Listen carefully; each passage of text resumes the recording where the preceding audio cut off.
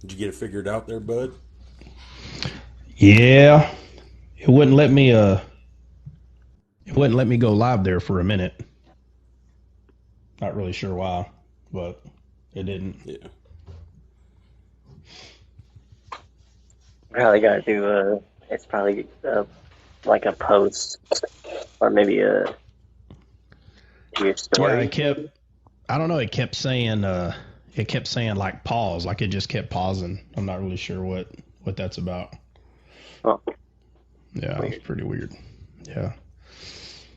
Yeah, no doubt. No doubt.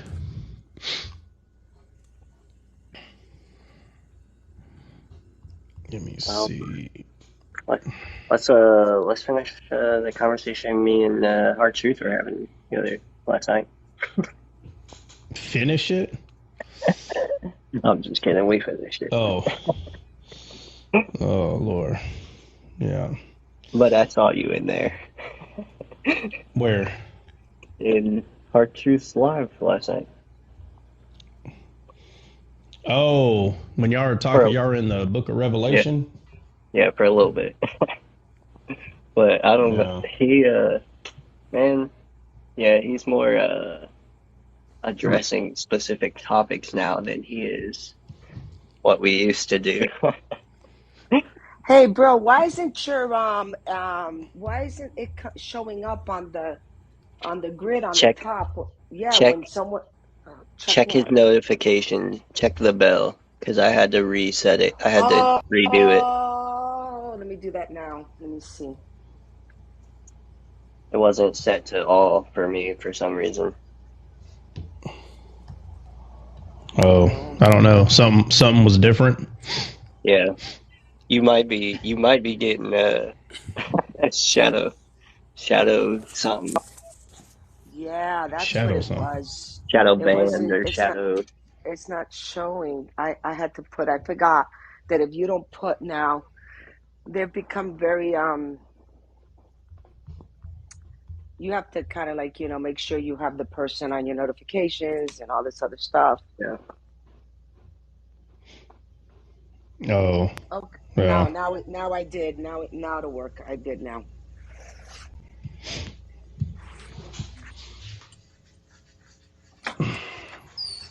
I get Dre got distracted with that dog. Yeah. He's got a new puppy, man. Yeah, that's what A it new is. toy. A new He got a new toy. toy. Yeah.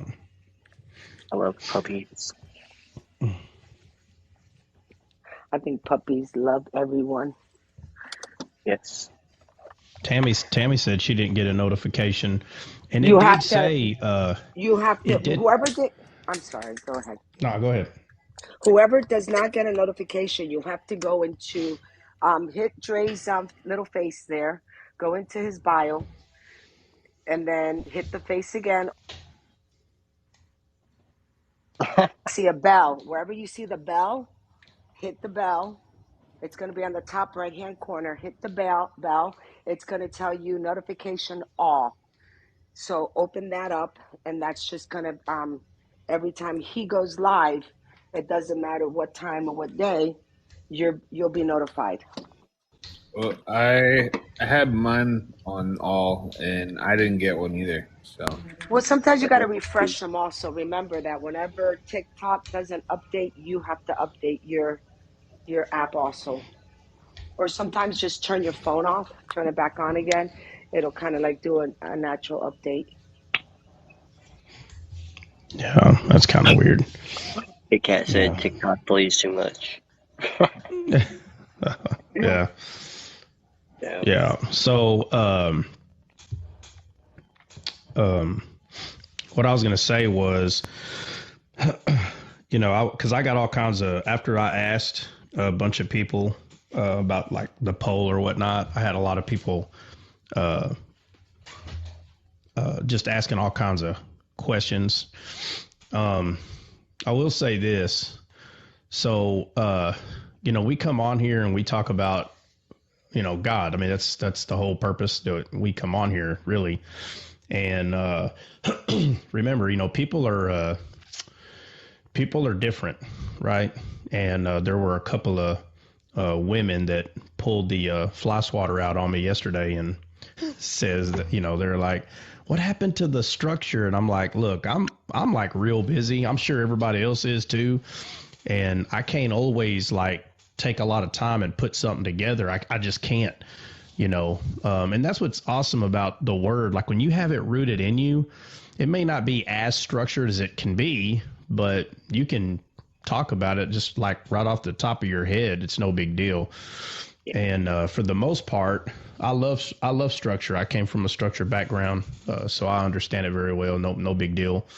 And maybe it's just the old rugged boy in me. Sometimes I just like chaos. Also, sometimes I like to just kind of bounce around and one thing I learned when it comes to like fellowshipping, like coming together at a certain time, certain date.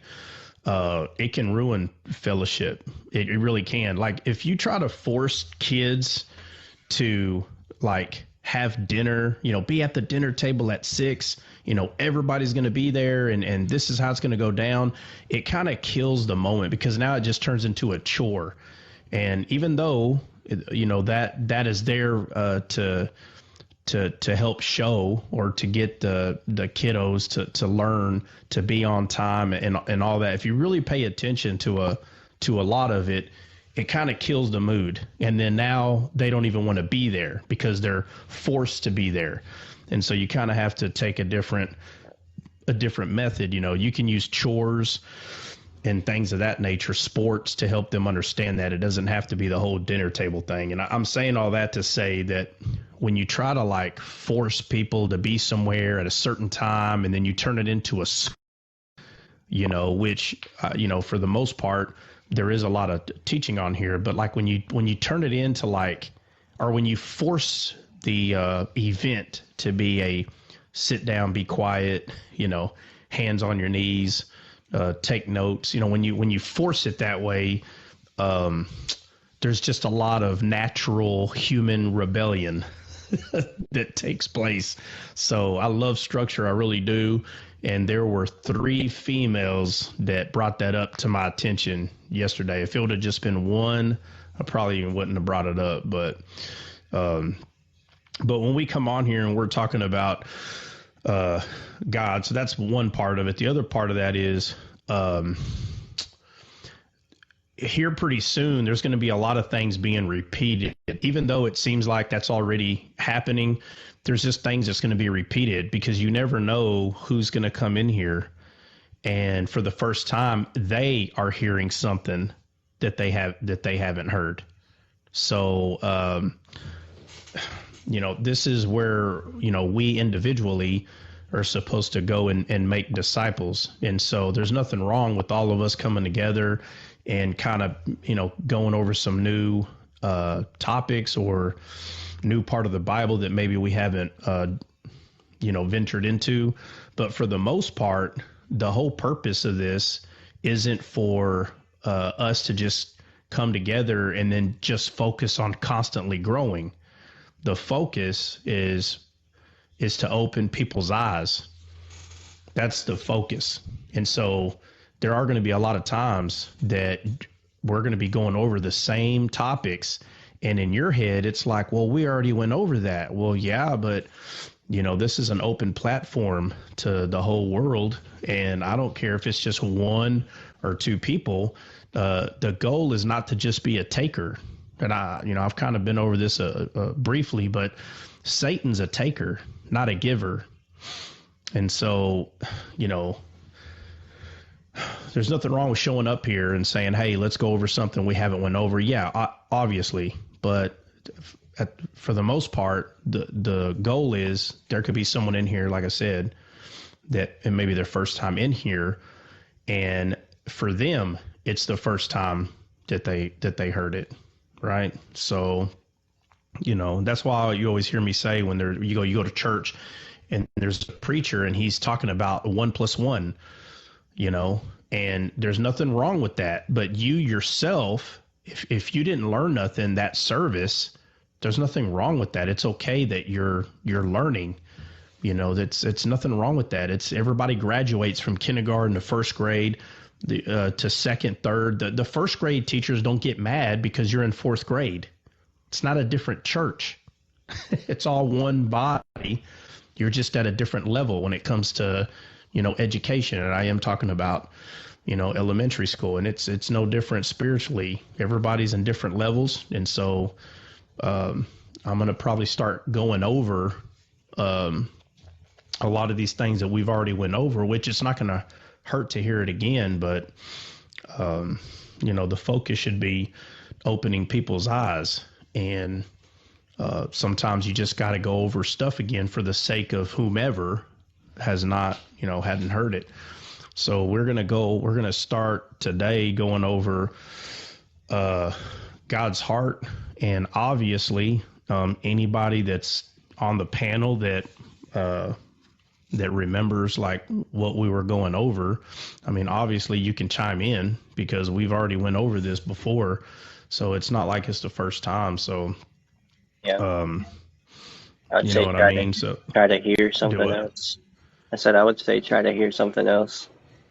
Well, I mean, try to hear something else try to hear something else, or just kind of look at it that there may be someone in here that hadn't been over that, but you have, you should be a teacher of it. Maybe not perfectly, but you should be a teacher. That's why Paul said, I came over here and y'all were still babies. I had to feed you with milk. By now you should be teachers, but you're not. And so, taking accountability in that perspective is proper. So, the mindset that I'm going to learn, it's hard to do that, or it's hard to help someone else learn when you're only focused on you learning.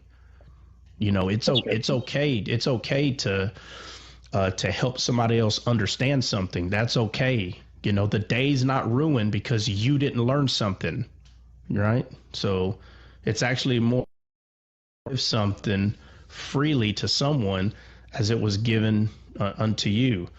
And so, the focus is not where the disagreements are, the focus on where the agreement is. And so we come together to open people's blind eyes, just like Jesus said. So when people are wanting to learn, you need to be there to help them out, right? So yeah, we'll just start in Eden, and we're just going to kind of go over that, and then we'll take it to the ark and so on and so forth. But anybody got anything to say before we dive in?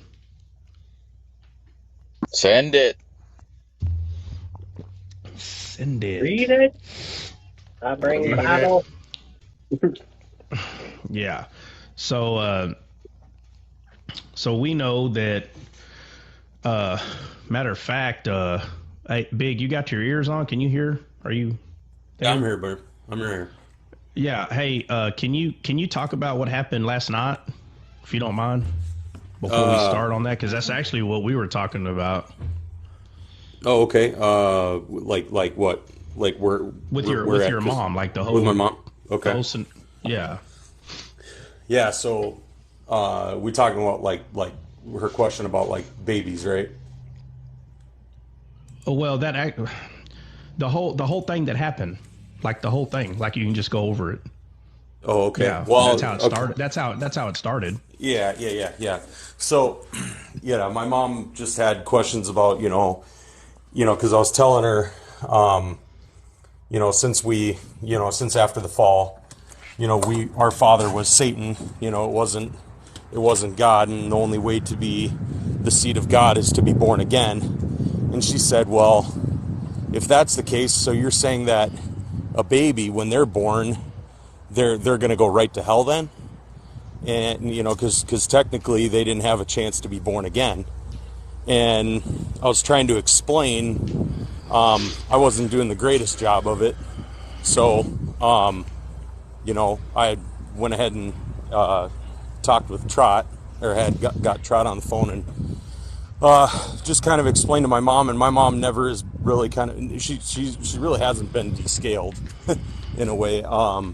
So we just kind of went through the whole process of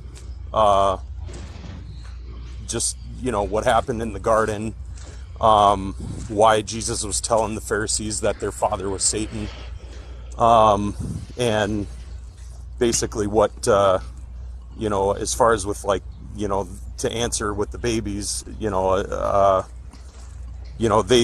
if being that they haven't had understanding yet, they. I don't mean, hey, Oh, big. I don't mean in that depth. I mean just oh, yeah,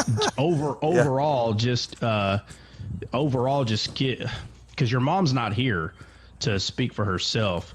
I'm right. Bullet saying points. that Just tell them bullet points. just Just get give them the straight. outline. Bullet I'm points. not. I'm Like of not. what I'm not good happened at. overall. Right. I know what I'm saying is Or I'm what? not good at explaining stuff like that, man. Oh, okay. All right. Dude, Well, okay. So I'm a very detail oriented person. So when you ask me to explain, dude, I go like deep, bro. So yeah. Bullet All right. points. Well, okay. Bullet So points, Red. Bullet yeah. points, So Big. okay. Just bullet. So they listened to one of the Descaled lives. Big's mom had some questions, and so he texted me and said, "Hey, can I call you?" Of course, I was like, "Yeah, dude, you can call." And his mom's there, so they're both there. And her question was, just like he said, it was about babies. And I said, before we talk about babies, let's talk about the adults first. And so that's what I went to. I went to the Garden of Eden, and I asked. And because we're on the topic today, I can go in that a little detail. And the thing is for too long we have told people that God created them. And you know what's weird? People know something's wrong.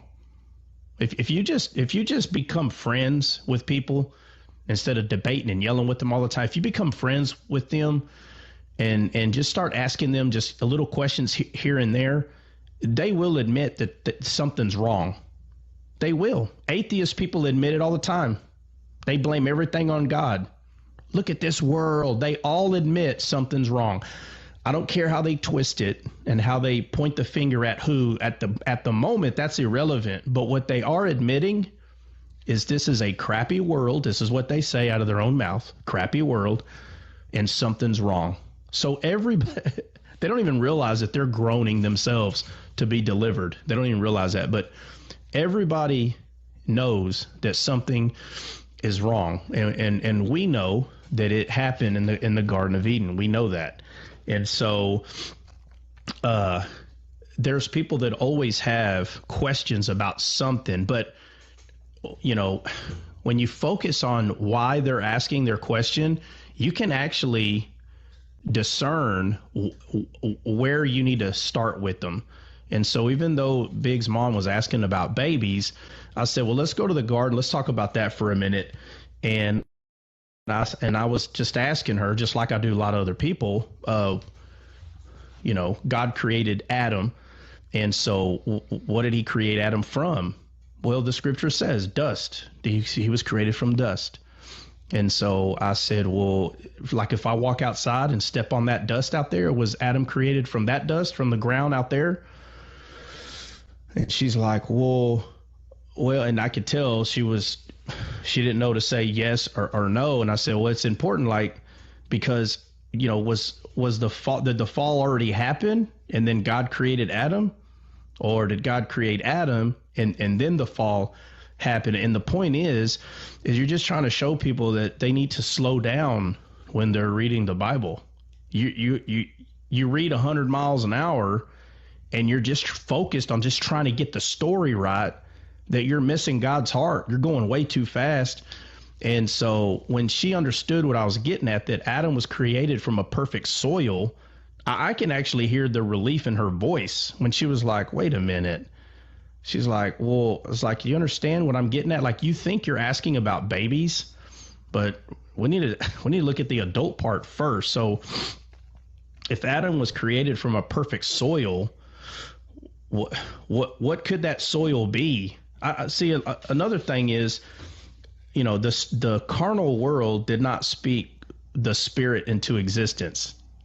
It's the other way around. The spirit spoke everything else into existence. I'm not talking about this fallen world. I'm just using the word carnal so we can understand that there's something else that God created, but it came from a spirit.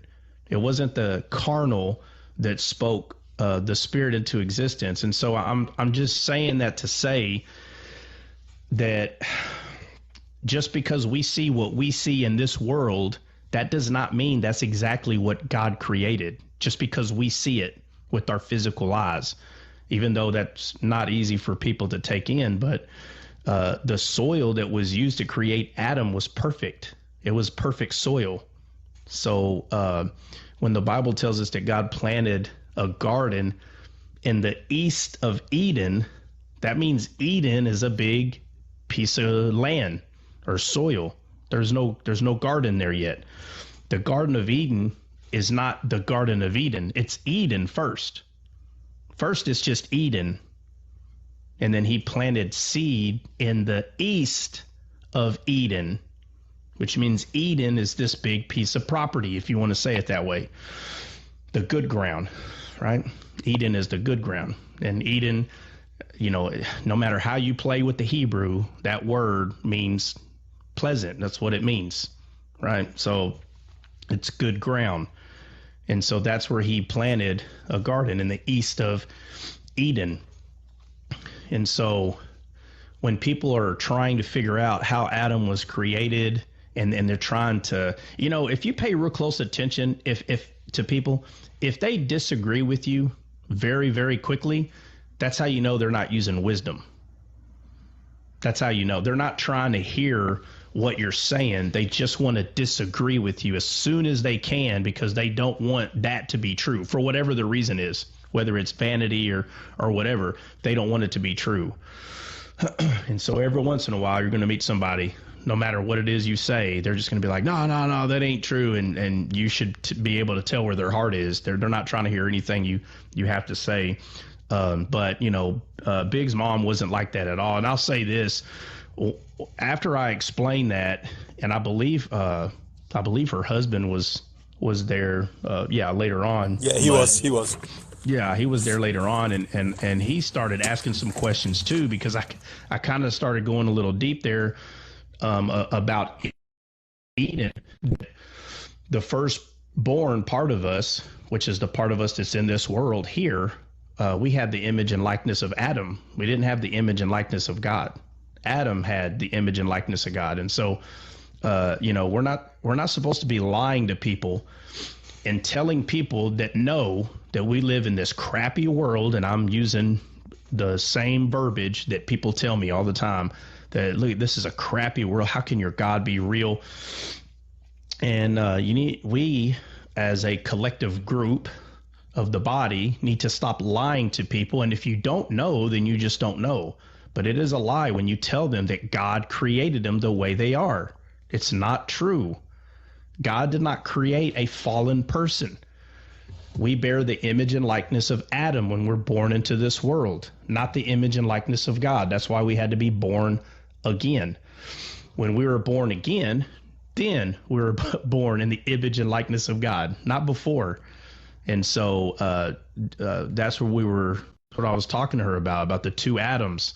Why Jesus is called the last Adam is because of how he came to be, talking about his physical body. His body was created from God's heart, just like Adam was created from God's heart. That's the dust of the earth, if you want to call it that. But it's God's heart. Okay, that's why throughout the whole Bible, God does not look on the outer stature of a man. He looks at his heart. That's why every time that Jesus spoke, when the way he talked about the heart was always soil, because he's bringing it all the way back. He's bringing it all the way back, how it always was from the beginning. We talked about the trees that are in the garden, that Jesus is the tree of life. Matter of fact, I don't think Pinky's up here, but she was on a live yesterday, and I was able to go up there for about 5 minutes to talk about that for a little bit. But when I was done explaining God's heart, the first Adam, the last Adam, us being born again after the last Adam, which is the second part of us that was born, not just, the first part is after the first Adam, second is after the last Adam. And we started getting to the trees, and we started going over what is eating. Eating is believing. It's not physical fruit. It's believing words. And throughout the whole Bible, everybody knows it's true. They know it's true that everything's about the power of the tongue, right? Life and death is in the power of the tongue. We all know it's words. Even today, it's all words. If you believe you're a loser, then you're going to be one, because that's what you believe. If you believe that you're a person of success, you will be, because of where your mind is focused, and you'll put yourself through hard schools, and you'll do it on purpose, and regardless of how hard it is, because you see yourself as a successful person, period. And people who see themselves as nothing, they just beat themselves down and figure out how to waste their every day rather than utilizing it wisely. And so we know this is true. But then we go to the garden all of a sudden, and it's apples and oranges on the trees. but you could talk to someone in this world and talk about what motivates you. And all we're doing is we're using words. And we know it's true, but then we go to the garden, it's like, nah, it says they ate fruit. Because the people are not understanding what they're reading. The fruits of the Spirit are spiritual. Jesus said, I am the vine, ye are the branches. And last time I checked, I didn't see anybody running around with a branch on the side of their head. So clearly, he's talking spiritually. So when people say it's just a metaphor, okay, you can call it a metaphor all you want, but it's a spiritual truth. Jesus is the tree of life, and the tree of the knowledge of good and evil is Satan, period. And leaves is faith in the Old Testament. That's what leaves represent. That's why when Jesus came into town and it said that he was hungry, and he went up to the tree and there was no fruit, and he curses it. It literally says, and Jesus answered the tree. And I went and studied this in the Greek, up, down, left, right, sideways.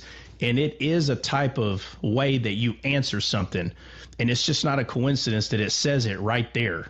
And he answered it. And that word can mean like he said to, but it's in a way of like feedback. Like the way that word is being used, it's like a feedback. It's not just someone saying something. Although you could use it that way, but it also can be used as feedback, like saying something in a direction where there were, words said to you. And it says he answered the tree. And what did the tree say? Well, there's so many other areas in the Bible that talk about, even in the Psalms, it talks about, I think it's in Revelation actually, where it says that the leaves will not wither away. It's talking about faith. That's what it's talking about. And so he answered the tree, and he cursed it because it claimed it had fruit, but it didn't.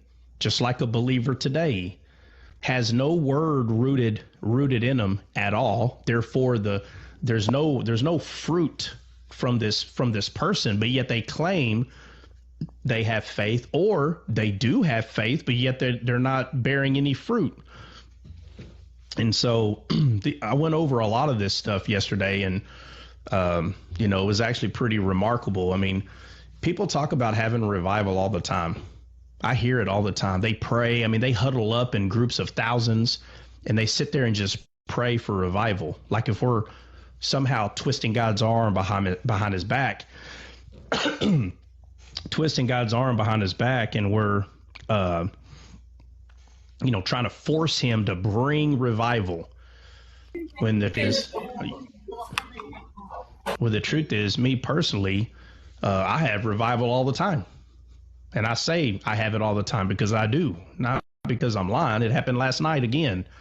Whenever Big said, hey, man, can I call? And so Big's mother and stepdad, if you could have just heard the way she responded once it clicked what I had said out of my mouth. And we all know that the word is from God. So when I say I said it out of my mouth, y'all can put y'all red pens down and quit getting all super spiritual on me here. I'm just saying, after the word was spoken, and Big said, man, dude, he said he was looking at his mom's face. He said he was looking at his mom's face the whole time, like, like basically, in faith that he knew that she was going to revive right in front of him, and she did. And it was, it was pretty cool because it was, dude, I'm going to tell you right now, man, it was like watching a movie, bro. It was awesome. Yeah. Yeah. Yeah.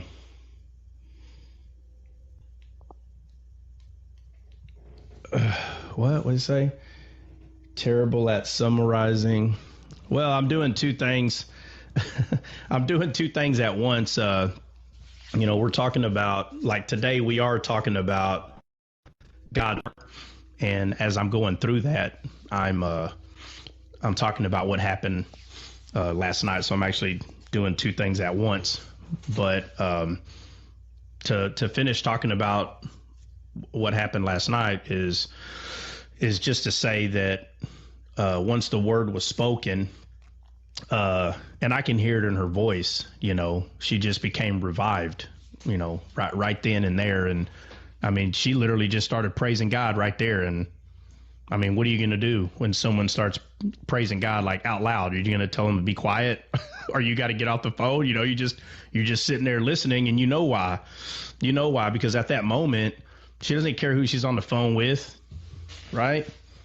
When the word of truth is true and it hits you in such a way, and someone's eyes become open, right? Believers in me, these signs shall follow. They'll open up the eyes of the blind, open the deaf ears will open. This is true today, and I understand that people like to focus on just the carnal. Trust me, and I'm telling you, that for 10, 20 years, that tradition of just only focusing on people's physical eyes being open, you're actually doing yourself a disservice, because those are not the eyes that we need to be opening. It's the eyes of the Spirit, the eyes that were taken away, that happened in the Garden of Eden. Those are the eyes that Jesus came to open. The physical Jesus was fulfilling prophecy. Okay, he was opening up people's eyes, right? It was a shadow of something that was going to come after the cross, where we're not focused on physical eyes anymore. The body is going to decay and die, but the thing that we take to eternity is the Spirit, and those are the eyes that we're trying to get open. We're trying to get people to be descaled so they can see and have a relationship with God while they're here, like the Bible says. And so it was just amazing to, once again, to be able to see someone spiritual eyes open, and to understand something that has been watered down for a long time. But with all that being said, just this happened.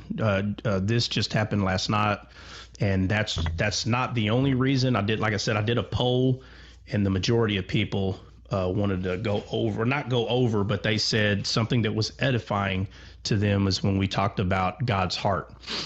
And so, let me see. I don't know why this keeps. Yeah. So, God's heart in the Bible, the way it's presented to us, the Testament, is in a way that it's just not noticeable at first, but when you continue to go over it again and again, then it does become more true. Not because you're brainwashing yourself, but because our carnal mind is just it's a pretty nasty thing. And it can stop us from seeing truth. So that's why we have to meditate on the word both day and night. That's why we have to. We don't do it because it's a law and you need to read the Bible. No, it's read the Bible over and over so you can understand. That's why. And so it's just really neat when you see that God creates man from his heart, but it's just a man. And then Jesus's body is created from his heart, same way. The difference is Jesus was God. That's the difference. Adam failed. He failed in the garden.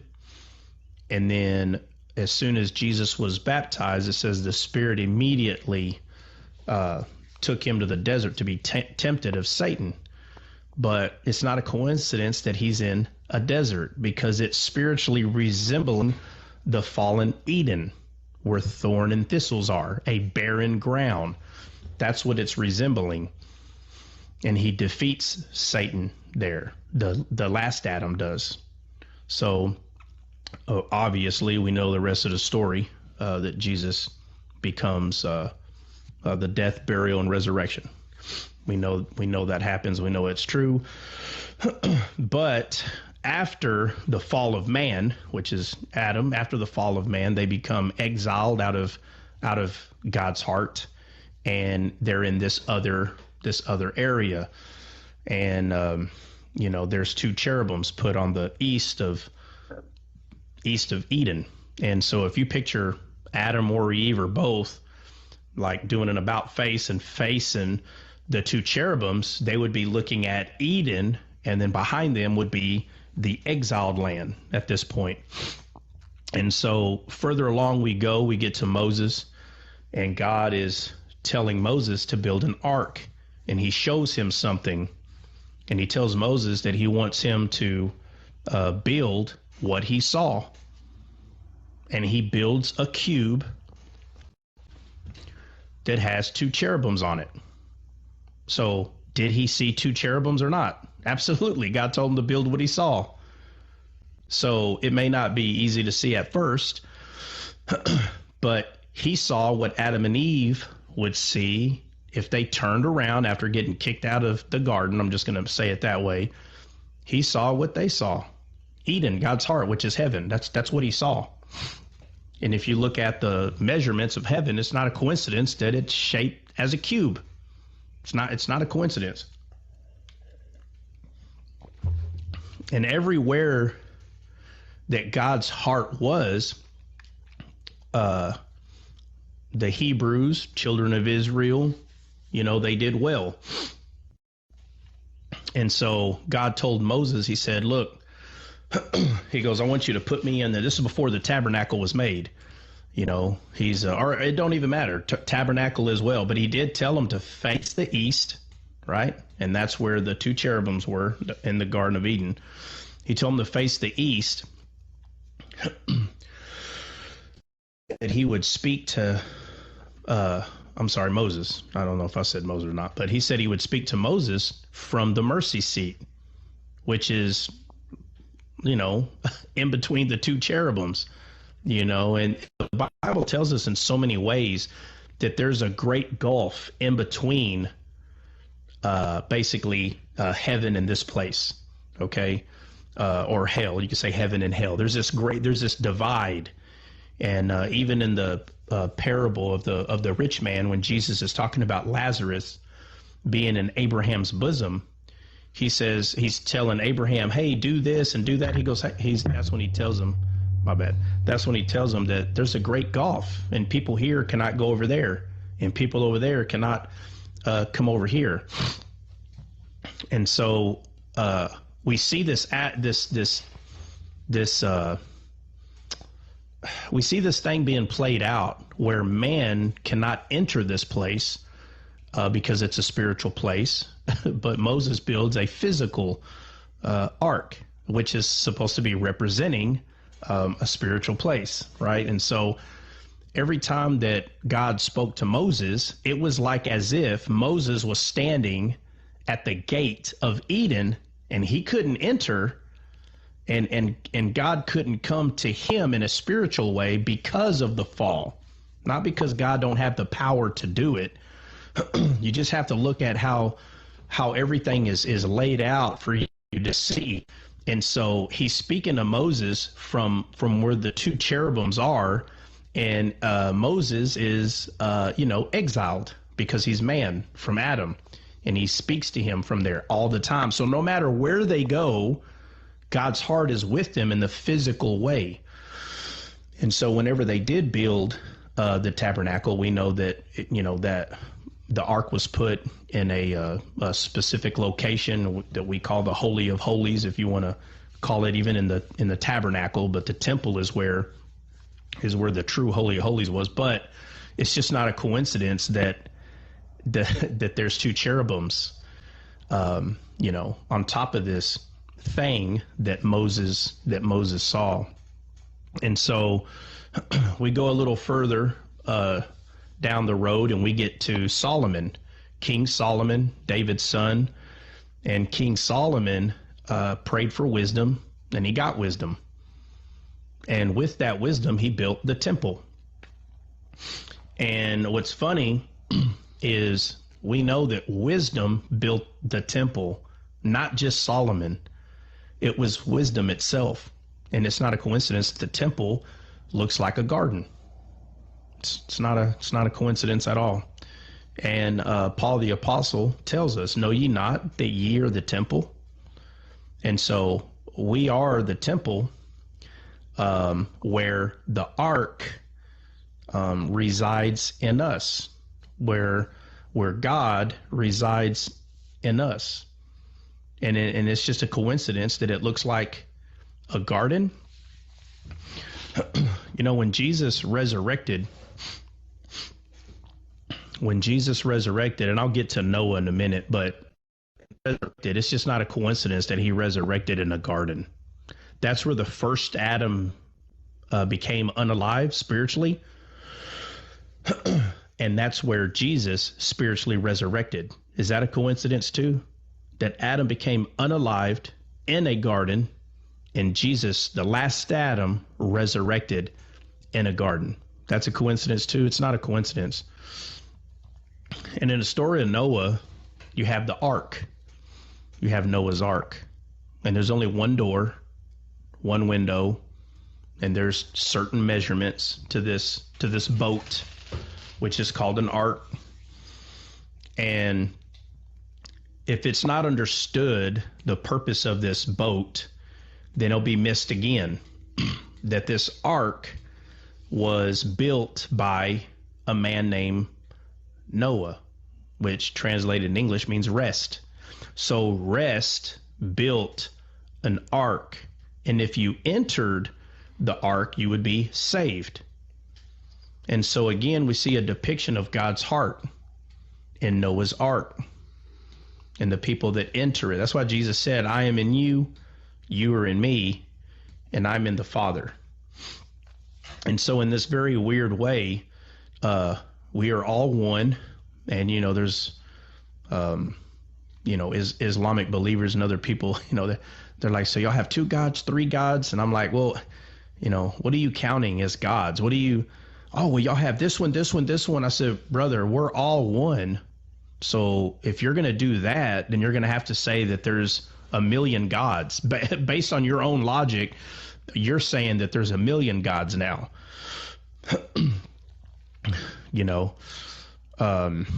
Has anybody got anything they want to add to God's heart?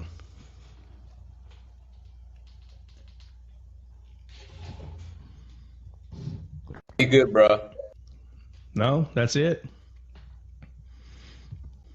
Well, Dre, you there? Are you playing with your puppy?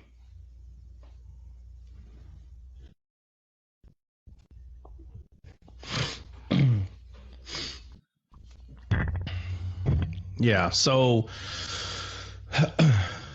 there's so many places to go, and I know it's not easy to see at first. I get it, and I understand fully. Yeah. What's up? Kit Kat's trying to come up. I'm assuming she has a question. I don't know if anybody can give her your spot for a little bit. I'll drop down.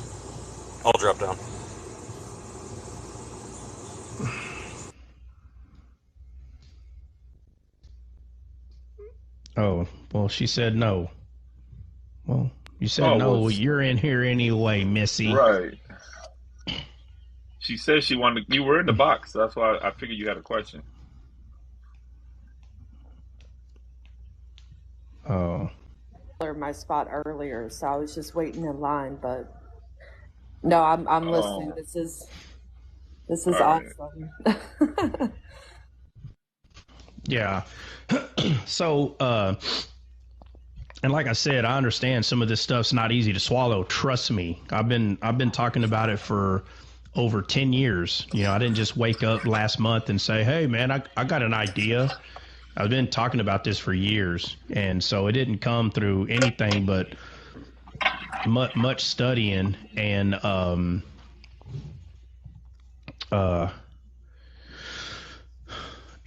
you know, it's true that sometimes certain things are not easy to say. Your flesh can easily make you believe that you need to be afraid to say something, and you need to be able to discern, is that your flesh being afraid, or is that really the truth that you're just afraid?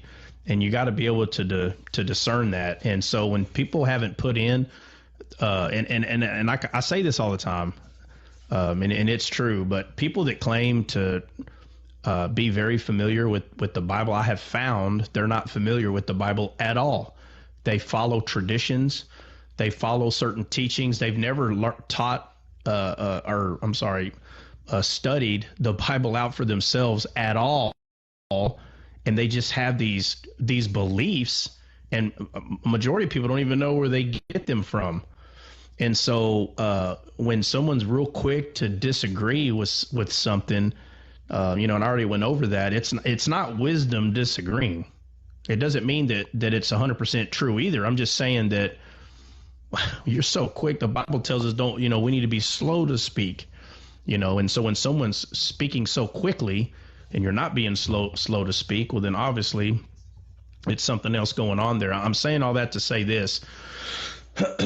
When you become descaled and you're starting to see, and you're never going to see perfectly. Never. It's never going to be perfect, okay? Because even Paul tells us that we look through a glass darkly. Like we know that what we're seeing is true. We just can't explain it 100%. But you don't have to explain it 100%.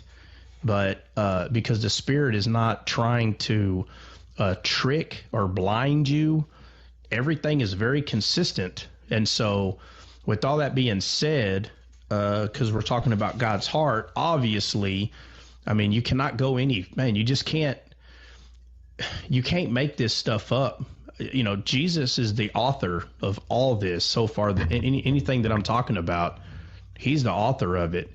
And it boggles my mind when people haven't put in their own study, and it's hard to swallow what someone is saying. But Abraham's bosom, when you hear Jesus is telling this story here, but Jesus is not just telling a story. He's saying the same thing that he says in the Bible in its entirety. He's saying the same thing again, over and over. He constantly is saying the same thing. It's us that's not understanding what he's saying. And so here he tells a story of a rich man and a man named Lazarus. And does someone happen to know, I don't have it right here in front of me, what Lazarus' name means? I just don't recall off the top of my head.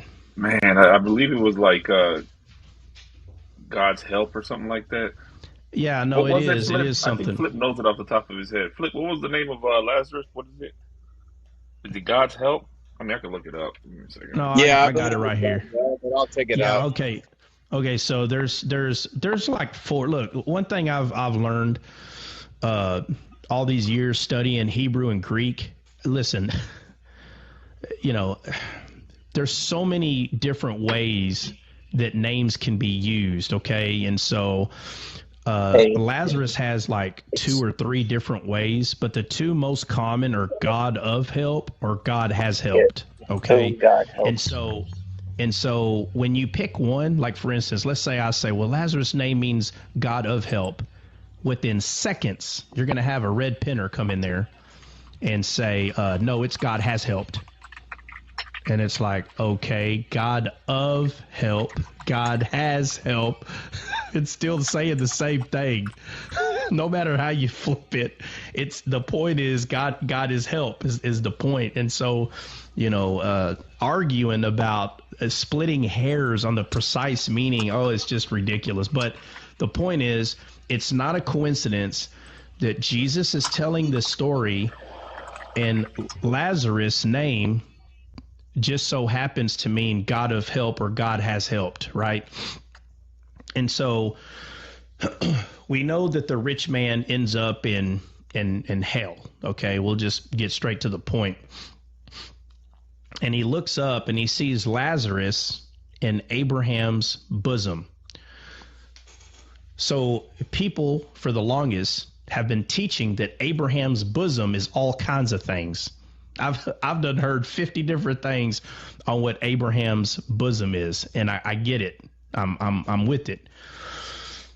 But you know what's real consistent about what's happening in Abraham's bosom? What's real consistent about it is Jesus is Lazarus, because he is God's help.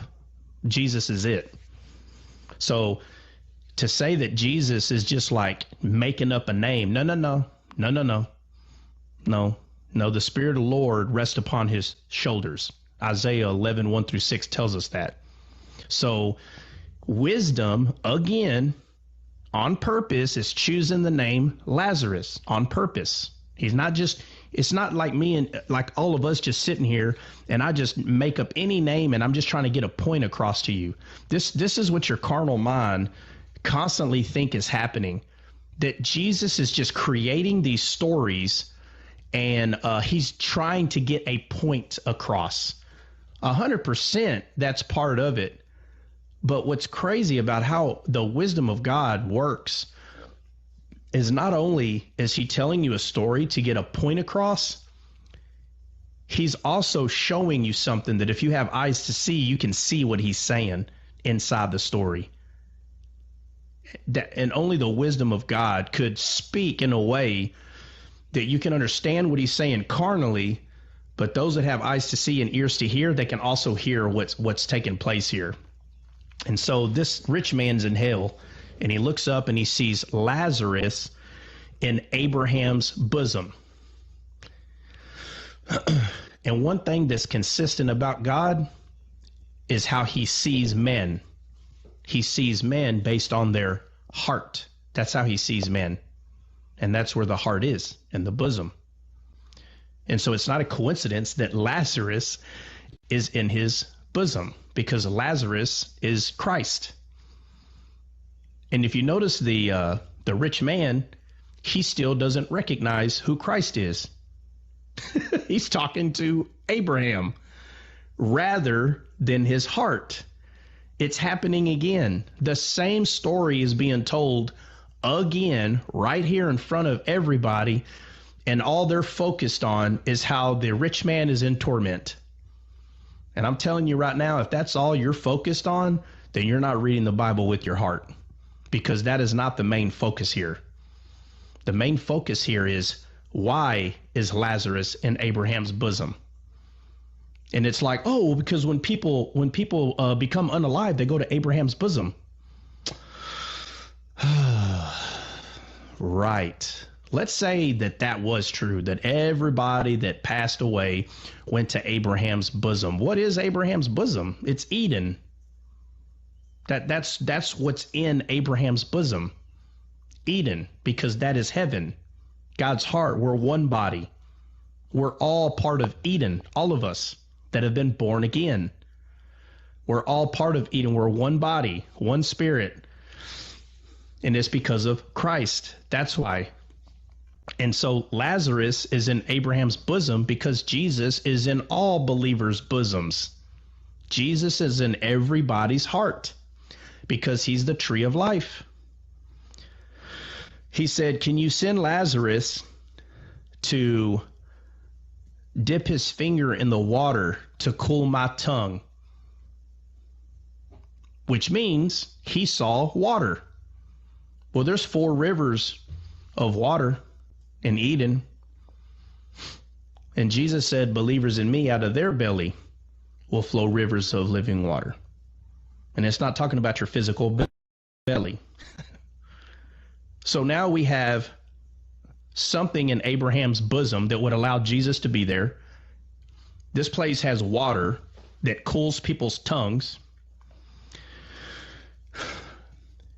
And then he says, can you send Lazarus from the dead to warn my family? And he's having this conversation with Abraham the whole time. He's having this conversation with Abraham the whole time. And what Jesus is saying spiritually here is, you're always focused on Abraham. How many times did he have to tell them? How many times did he have to say, and don't tell me you're Abraham, that Abraham's your father? He's always trying to correct the scribe and the Pharisees and the Sadducees. He's always trying to correct their focus. And he's doing it again right here by using Abraham and Lazarus in Abraham's bosom. This whole thing is about God's heart. The reason that David was chosen to be king was because of his heart, not because of his outer appearance. It was because of his heart. In the Old Testament, the harp, the instrument, is God's heart. That's what the harp represents. So when you're hearing about angels with the harp of God, it's not talking about them floating around with the wings and playing an instrument. That's not the focus. It's talking about the heart. So when David played the harp for King Saul, and it says that it soothed him. You take a harp today and go play it, it's not going to soothe. It may sound good, but it's not going to soothe evil thoughts and evil spirits. How do you know this? Is because he's called a cunning player. There's two cunnings in the Bible. There's God's cunning and there's Satan's cunning. And Satan's cunning, smart, of course he is. God created him. But he uses that craftiness, that smartness that he has, he uses it to destroy. And God uses it to give life. And so when he said that he's a cunning player on the harp, obviously in real life, David played an instrument. Obviously. But spiritually, it's referring to a man that ministers to people with their heart. That is what it's talking about. And the Bible is the instrument where the melody comes from. But you have to be a cunning player in order to soothe someone's mind with words, spiritual fruit. And when those people believe, which is eating what you're saying, they become revived. So on and on throughout the whole Bible, there's this constant focal point on man's heart over anything else. And it's because the focal point leads us all the way back to Eden. And that's because your heart is the Garden of Eden. Your heart is it, where God walks in the cool of the day with you. That's your heart. Where Christ, the tree of life, is planted in your heart. He's also the gardener. The job that was given to the first Adam was passed on to the last Adam. Now it's him who tends to the garden, which is your heart, where spiritual fruits come from. It's our heart that we use when we minister to another person, and they also eat and become revived by those spiritual fruits. When Moses was in the desert, I understand, trust me, I get it. It says that Moses saw a bush that was on fire. We already went over, now of course this was before the ark, but we already went over that that God showed him a spiritual thing. We've already went over that already, but the first time that he saw something spiritual was there. For you to miss the consistencies in the Bible over and over, for you to miss all these things that are so consistent, it does nothing but hurt the vision, the true vision of what Jesus is writing. It wasn't just some mere bush that was on fire. The Bible tells us that a voice came out of the midst Hey, of try. the yeah. So, before you move on to the next one, you said something that I wanted to address, and it was the whole thing with my bad. It was the whole thing with the name of Lazarus, right? Like it's not a coincidence that that was his name. Yeah. And I don't know if you wanted to circle around like the name of Melchizedek. I know we talked about him before, but the significance even within his name that will indicate who he is. And people miss it. Like Yeah. names are important, you know? Names are very important. 100% they're important. In the Old Testament, names actually had a true meaning.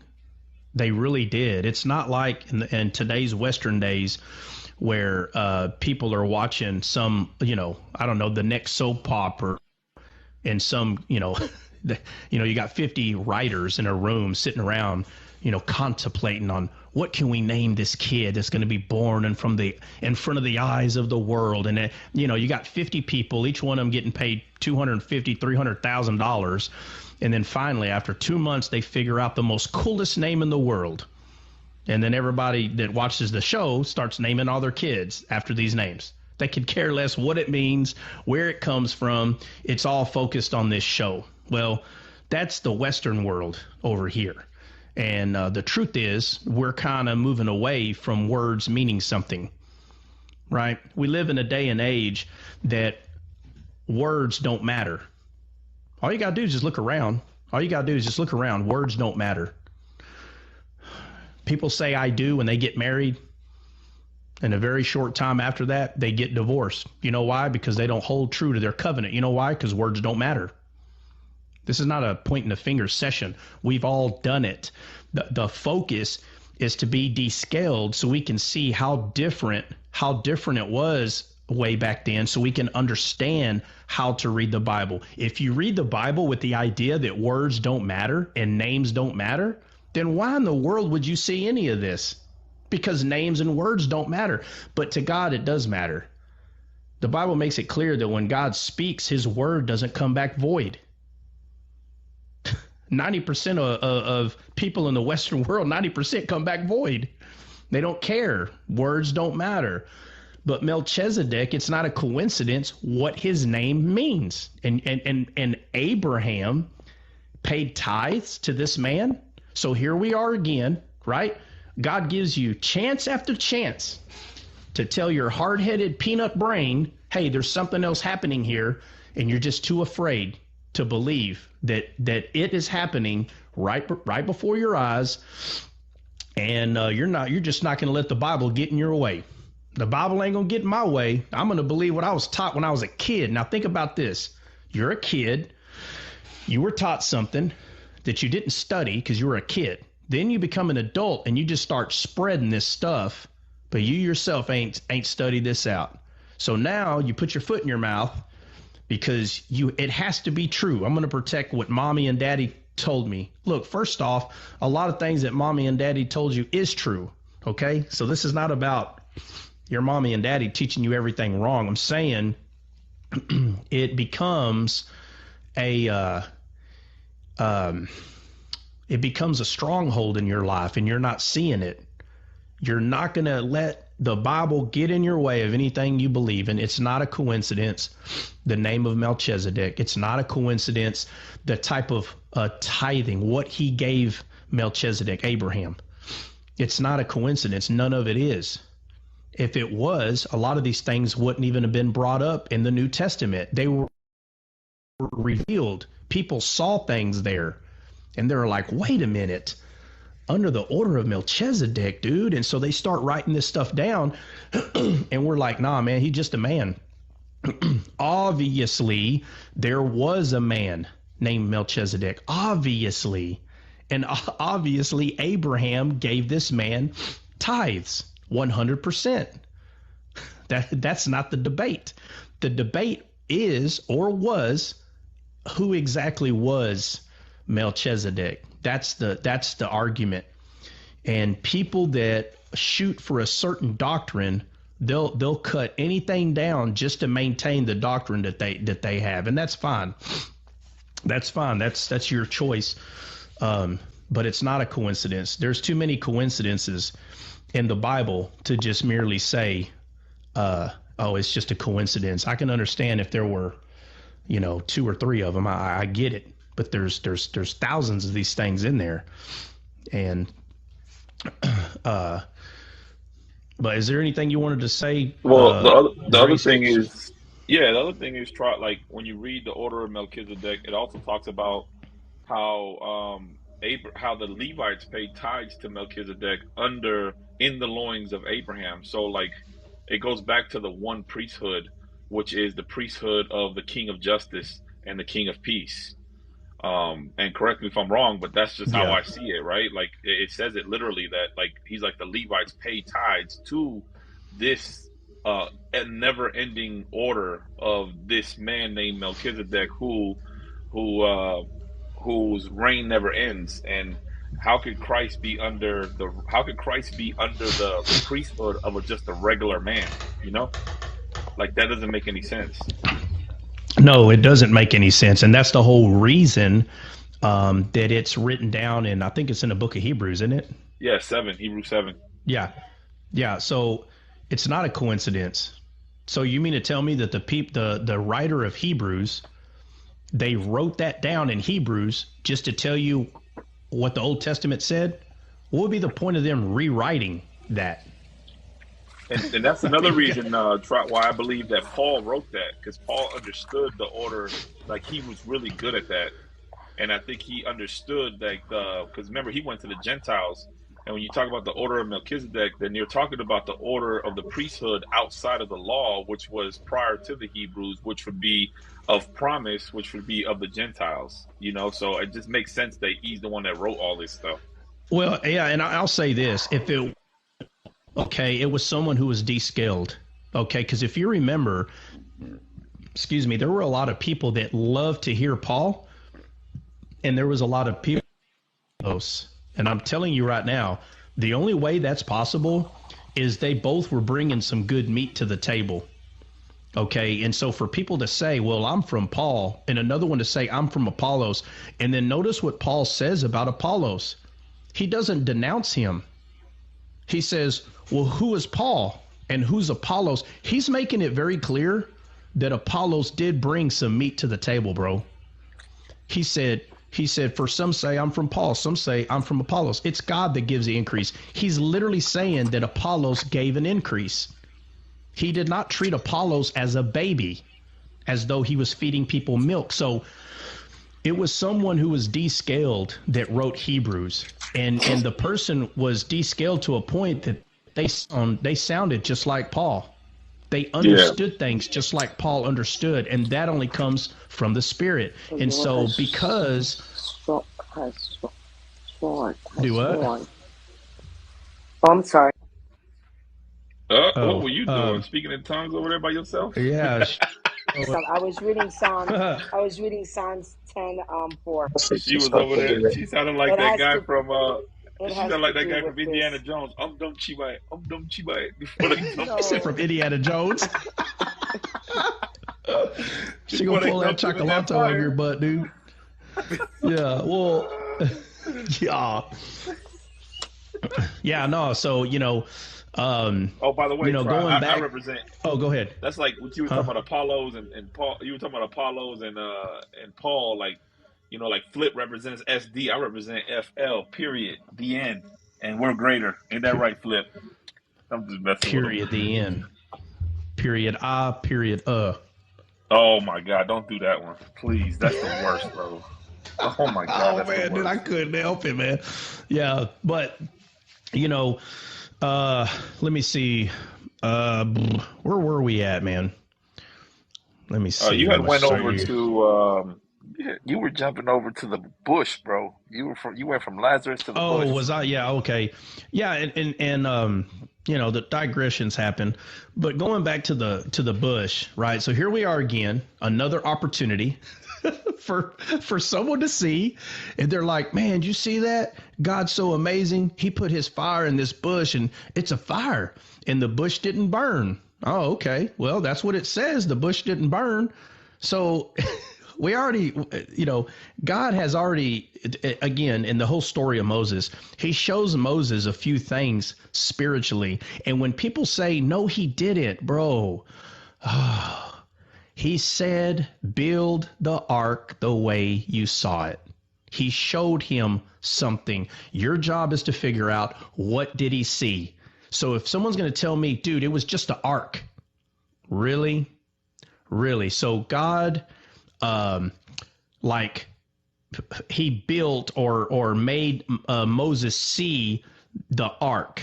He didn't show him something that is true.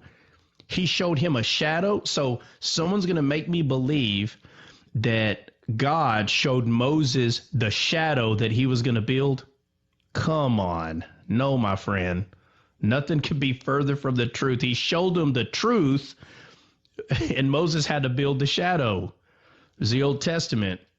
And so the same thing is happening, and I know people don't like it, but you need to start opening your eyes that God did show Moses spiritual things. And when you try to make yourself believe that God put himself in a dead bush to speak to Moses, you're missing it. It was the tree of life. That's why it says, and a voice came out of the midst of the tree, out of the midst. It was a tree that he was seeing, but Moses didn't have any other way to explain what he was seeing other than that it was a tree. 100%. I get it. But it's too consistent. Jesus is the tree of life. And if that's not seen, then the answer is why not? Why are you not seeing that Jesus is the tree of life? And if he is, now we're going to say, yeah, but Moses didn't speak to the tree of life. Notice the inconsistency there. So he's just speaking to some dead bush in the desert rather than Moses speaking to the tree of life. No, it was a tree of life that he spoke to. That's why Moses was told, take your sandals off, for where you stand is holy ground. If Moses was not into some spiritual, if something spiritual wasn't happening, why would he tell him to take his sandals off? Because if he was just merely just standing on the earth, the ground, so now we're going to say, oh, well, it's because it was his presence. No, my friend. He said because the ground you stand on is holy. So you're going to tell me that the earth's ground is holy?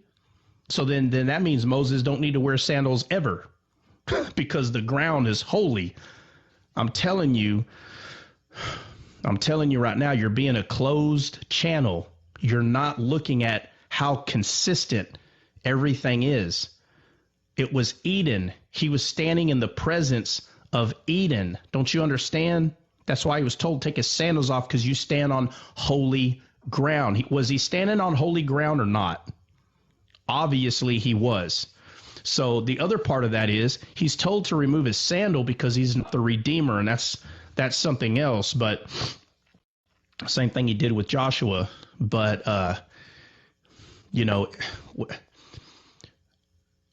eyes have to be open, ears have to be open, so the dumb can speak. That's talking about the gospel. So the lame can walk, where the Bible says, how beautiful are the feet of those that bring the gospel. How beautiful are their feet. That's the lame, right? Spiritually, you were not walking under Christ with the gospel. Now you are. And now you speak the gospel. The dumb speaks. Now you hear the good news and you see what he wants you to see. This is what's being told to us. This is not about your physical body when you become unalived and the only focus is to pray for that person to come back alive. No, there's nothing wrong with that, but that's not the part of you that's going to reign forever. People have to be born again. And that's the focus.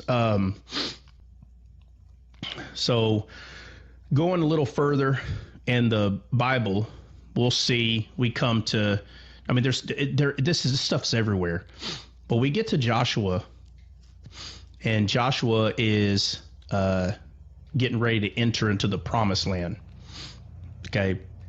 And we know the promised land there's so many things about it. The land flowing of milk and honey, right? Let me see. So the promised land in the Bible is a shadow. It's a shadow of a spiritual promised land, right? Because the whole point of this is man entering back into God's heart. This is the whole point of all this. And so it's not a coincidence that Joshua's name, oh, I'm sorry, hold on.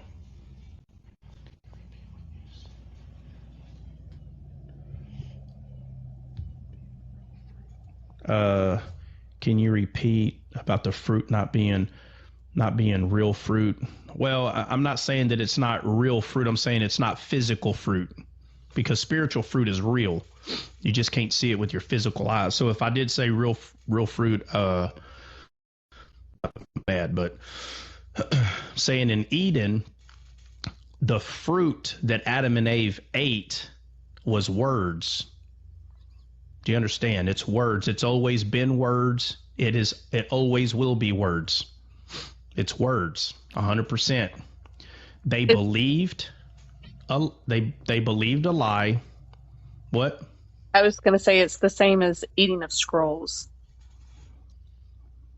Yeah. Same as like in Revelation, you mean, when John was told to eat the scroll? That's one example. There are other examples even in the Old Testament of eating the scroll. Yeah. Yeah. There's a lot of them in there, right? And I'll just use the one, where John's told by the angel, eat, he says, eat the scroll or eat the book.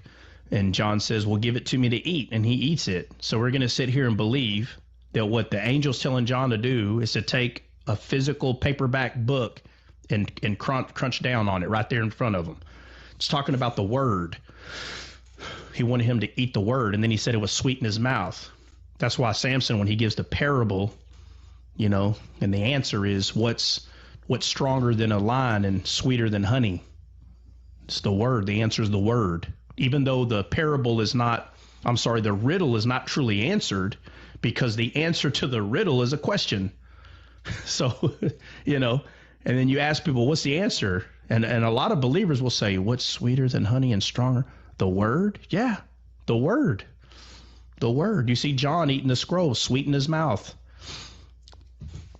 You see Moses being told, they come up to this bitter water, you throw the stick, and they're told, yeah, and they're told to now when you look at it, and I've looked at all the translations, and in one area it's stick, in another area it's tree. But if you're not familiar with the Bible, you're not understanding what it is, because for some people, they could be just familiar with some sticks in the Bible, but not the trees. But when you're familiar with both, it doesn't matter which one you use, because it's Christ. He's the only thing that is life. And God didn't tell Moses what to do with it. Moses cried out and said, hey, man, this water's bitter. We're dying. What are we going to do? And they said, it says God showed him a tree. That's it. He didn't tell him what to do with it. He just showed it to him. Now remember, he's already spoken to a tree once. So God is constantly showing Moses something in depictions. So Moses took it and cast it into the water, and when he did, it made it sweet. What makes things sweet? The word. The word, constantly throughout the whole Bible. But we're going to say here, it's not the word here, it's just a tree. No. The problem is you're not as familiar with the Bible as you claim. That's the problem. And you got people out there talking about the Bible, and they're not familiar with it at all. They don't see any of this stuff. So they go, well, if I can't see it, I'm going to look bad. Well, then everything you're saying is a lie, is what they'll say. And it's like, all right, okay. It's too consistent. Benny's not in here right now, but Benny's a trip when he starts explaining what happened before he became descaled.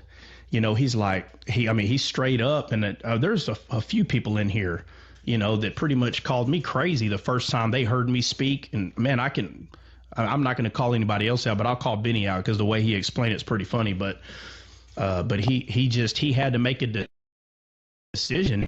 Is all this stuff really a coincidence? And he went and studied it out. And now he stands on it. He's like, nah, bro. If you're saying that if this is not written a certain way for these things to be seen this way, if that's what you're saying, then you can't see. Then he'll stand on it now. He's like, okay, well then you can't see. You're the problem. You're trying to make it sound like that I'm the problem because I can see this. No, it's the other way around. You're the problem. You're supposed to see this, and you call yourself a believer, and you're supposed to see this, and you don't. Right? So, but the promised land. I know I'm kind of digressing, but it's everywhere. It's under every rock, every pebble. But Joshua, it's not a coincidence. His name is literally Yeshua. I understand the pronunciation can be a bit different, but overall it still means Savior.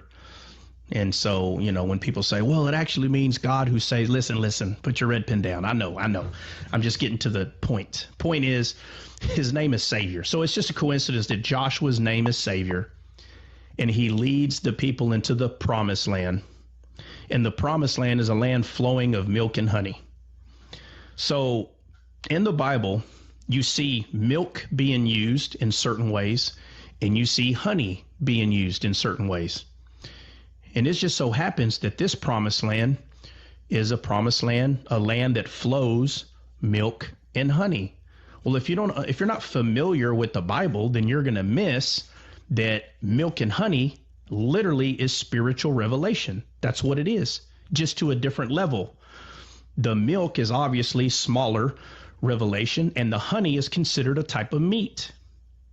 So it's a deeper revelation. And there's only one land where we get spiritual revelation from. And we see it taking place when Jesus is asking the disciples, who do people say that I am? And they said, oh, well, some say this, some say that. He said, okay, well, who do you say that I am? And Peter said, you're the Messiah. You're the Son of the living God. And he said, flesh and blood have not told you this, Peter, but my Father, which is in heaven. Which means Peter received a spiritual revelation straight from the promised land, the land that flows milk and honey. He received revelation right there. And so even though Joshua is taking the people to a physical promised land, he's a shadow. This event is a shadow of something to come, because Israel is a shadow of the promised land. And this one may be hard to swallow, and that's fine, but Jesus is Israel. He is the promised land. He is the good ground. That's why on the cross he said, I thirst. Notice, the one being that constantly told people that he has living water, that if you drink of this water, you'll never thirst again. He's the only one that was here that had it. And when he gets on the cross, he says, I thirst. And we're like, well, yeah, bro, all that blood that came out of his body, he's pretty thirsty. It's probably hot out there too. No, my friend. No, indeed. No. He became the curse. Don't you understand? He became the curse for us. And the only way that he could become the curse is for him to prove that he was the curse in everything that he did. And he said, I thirst. It was now him seeking living water. It may not be easy to see. You may not even like it, to be honest with you.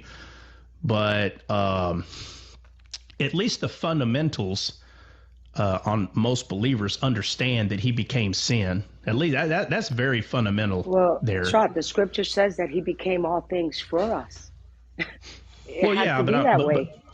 Well, no, there's plenty of scriptures that say it, but I'm telling you, there's people that they don't want to accept or receive the fact that he became the curse. And I'm telling you, he did.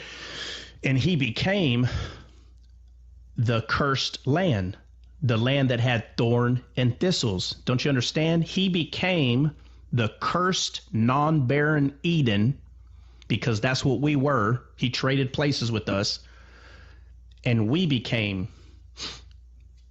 Eden revived. Eden has been revived because of what he did. He literally switched places with us. So he said, I thirst. And then, of course, they gave him sour wine. Yes, I understand. You go study in the Greek, and it's like, well, it's really vinegar. Yeah, well, it's wine in there too. It's wine in there too. It's sour. And matter of fact, that was the break of the Nazarene. Remember the story of Samson. Samson was a Nazarene, right? We know that Jesus was from Nazareth, but it's not a coincidence that he was, because it comes all the way back. It's every prophecy you can imagine, all taking place all at the same time. It's remarkable. And Samson, we know that the Nazarene covenant, or the law, or the vow, if you will, the vow is can't cut your hair, and it talks about not coming to any dead body, and they can't drink sour wine. And as soon as Jesus said, I thirst, he was given sour wine, and immediately after that he said, it is finished. He was 100% disconnected from life at that point, because he became sin, the cursed ground. God turned his back on Jesus, which is God's cursed side. If you don't, you need to get more familiar with the Bible if you haven't seen that. But he finally showed us his face, which is Jesus, who is his glory. And now he put out his arms to us and gave us a hug at that point on the cross when he said it is finished. So God's soul was offered for us. He became the cursed ground, and we became revived. Now, of course, we know that we became revived through the resurrection of Jesus's body. Obviously, we don't need to split hairs, but it's just not a coincidence that Yeshua, Savior, leads people into the promised land. And you know, one of the coolest things, and obviously there's so many, but one of the coolest things is, you remember they were eating manna in the desert, right? To sustain them, is pretty much sustaining them. But it says that when they entered the promised land, that they ate fruit of the land. And when they did, it says, and they ate manna no more. I know it may seem insignificant, but it is so significant, that little detail. It's so huge. It is so huge. So there was something that was sustaining people before they entered the promised land. These are shadows of something. So it's no different for us. There was something that was sustaining us before we received the promised land, which is our heart, right? I'll remove your stony heart and replace it with the heart of flesh, which is God's heart. So we were being sustained. What? Question real quick.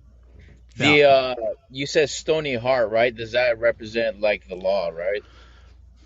Yeah, it represents the hardness of man's heart, the law. Yeah. Okay, cool. Yeah. And that's why it's not a coincidence that Jesus resurrected in a stone tomb, because it was him coming alive in your stony heart. That literally is what it's representing. Unless we're just going to say that's a coincidence too, right? The Bible says that Jesus wept. Does anybody know why he wept? Anybody remember? Yeah, because it was a representation of himself. Yeah, but what was happening right there in the story? It was for Lazarus, wasn't it? Yeah, right. It was, the reason why the reason why he wept, and it is what Dre said, is because it was a shadow of him resurrecting himself. But that's just a coincidence too. That the one time that he wept is when he resurrected Lazarus out from a stoned sepulcher, right? So he resurrected. God has helped, or God of help. That's just a coincidence too. When you hold on a second.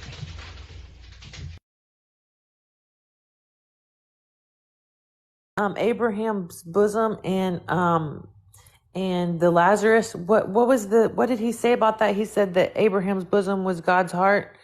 And what was the Lazarus part? Did anybody remember what he said? I wrote down just some of it because I had just walked in the door. Lazarus is the representation of Jesus. Okay. A shadow. Awesome. So that's going to be throughout the whole Bible. If we hear Lazarus, that's a foreshadow of Jesus, is what you're saying? For the most part, yeah, but you still got to put it in context. But for the most part, yes. Okay. All right. Thank you. I see everybody got their little animals up on their page. Well, at least y'all did. That looked up. There goes Taylor. Yes, sir.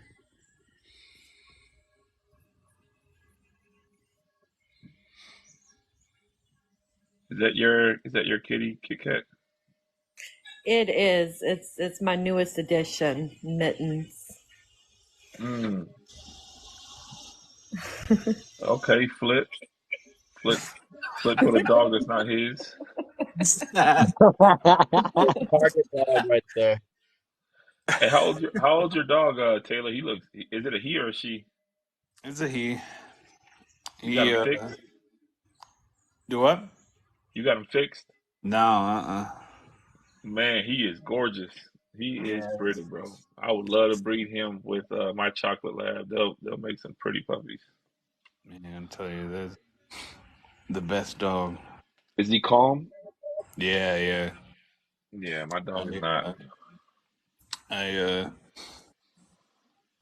When I moved up here, I ended up leaving him with my dad. Oh, so he's not with you? No. Oh man, that sucks. He's. Yeah. I had a Rottweiler before I went to the Marine Corps. Man, I loved that dog. I had him like since I was a little kid, and when I went to the Marine Corps, when I came back, like when I got out of the Marine Corps, by the time I come back, my dad had got rid of the dog, bro. I fell apart. Yeah, we are talking about dogs. Like a $2 suitcase. Oh my Lord.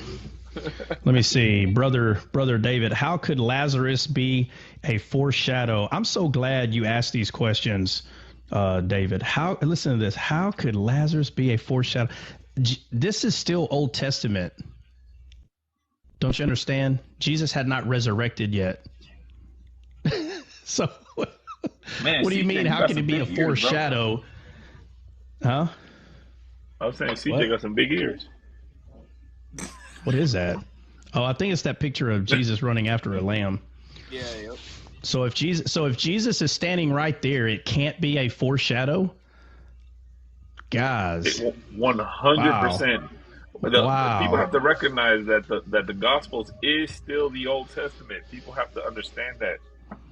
It still is 100% until he resurrects. Until he resurrects and comes back, it is the Old Testament, guys. That's why they were like, well, Jesus kept the law, so we should keep the law. Well, duh, he was in the Old Testament still. Smart guy. I'm pretty amazed that gets missed, actually. Yeah. Yeah, David, just DM me. I mean, I don't see the point of you even putting that on. Just DM me, bro. It's no big deal. And sell me some gold. Quit trying to rip me off with your expensive gold, man. He got that good gold, though. I saw it shiny as heck on that table the other day. Wait, you know what I think before? Hold on, Brother David. Before his lies, the New Testament starts when Jesus is born.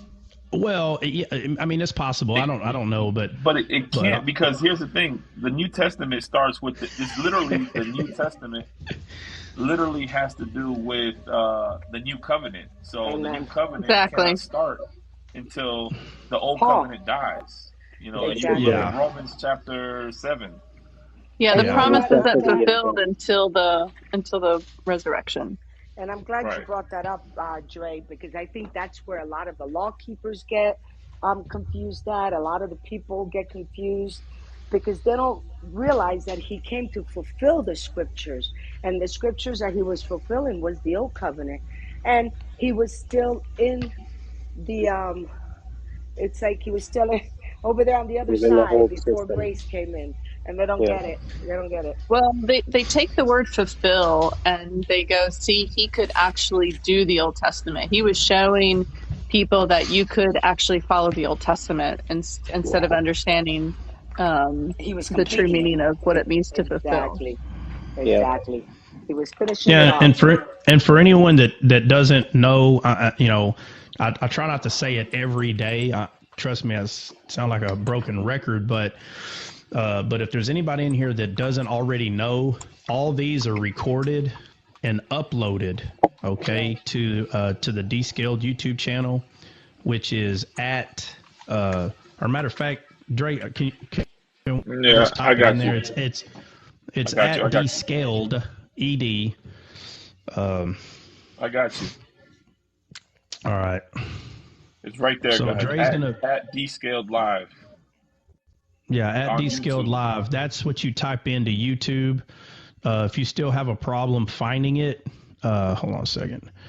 If you still have a problem finding it, just DM one of us and we'll try to send a video to you so you can go straight to it that way. And I mean, just go ahead and subscribe. What's cool about YouTube, you don't have to pay, but unfortunately, TikTok, you have to pay to subscribe, which I think is ridiculous, but whatever. So this today's live was we promoted it today because some of you just don't want to listen and y'all want to subscribe anyway. So me and Dre were like, well, we're not going to just let. I mean, I don't know. It's like, fine, if you're going to give money anyway, then we're going to promote the live.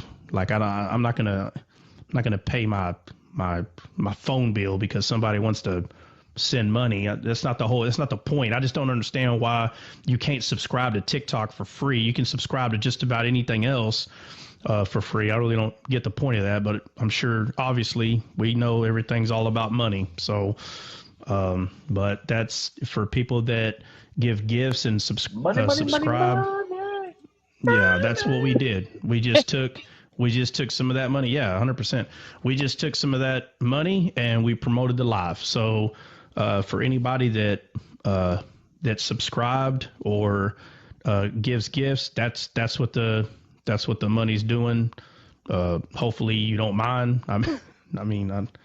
But other than that, has anybody got anything that they want to say? It's already about to be 8:40. I don't know if somebody wants to say anything or what. Oh man, I think that law conversation for anybody who's like confused on that or has a desire to really understand the law versus the new covenant, just read Romans chapter 7. If you can't understand Romans chapter 7, come back to the live and ask us to break down Romans chapter 7. But it's very clear. The black letters on the white pages are extremely clear as far as, you know, what Christ did. And anything that takes away from what Christ did is anti-Christ. I'm just going to tell you that straight up. Anything that does not point to him is anti-him. And everything points to him, not just the Old Testament, but the New Testament and everything he has done. It all points back to him. And that's just the bottom line. If you can't understand that the Bible is an autobiography of God, then we have other issues that we have to deal with at that point. God bless everyone. Dre, to add to what you just say, whenever we interact with law keepers, always bring up Acts 15 and Acts 21. Those two chapters are very clear. Gentiles are to follow from the law of Moses only a couple of the laws that were given to Moses. But there is a distinction between literal Israel, the nation of Israel, who is still keeping the law of Moses, versus the laws that the Gentiles who are drafted in, what we are to keep. But that's all I gotta say. I gotta go back to work. I just wanted to share those two chapters. They are very clear.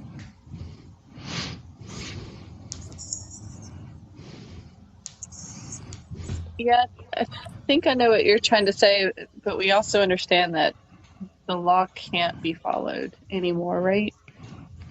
Oh, I agree 100%. It can't. I mean, that is the whole reason why Christ came and took on flesh, because no human being could keep the law. Right. I'm just saying, even the physical components, like there's no temple, so like. Okay, so you can't actually go to Jerusalem every year for the feast. Like, there are many laws that actually not even the nation of Israel can actually perform, right?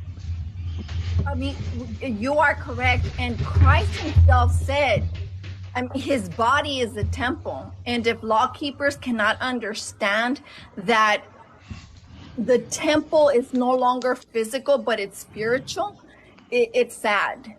You know, again, the words of Christ are spiritual.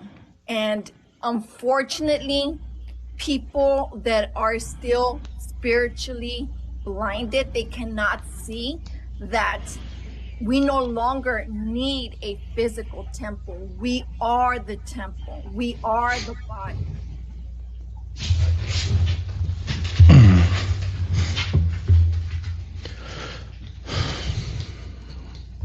Yes, very true. We are the body.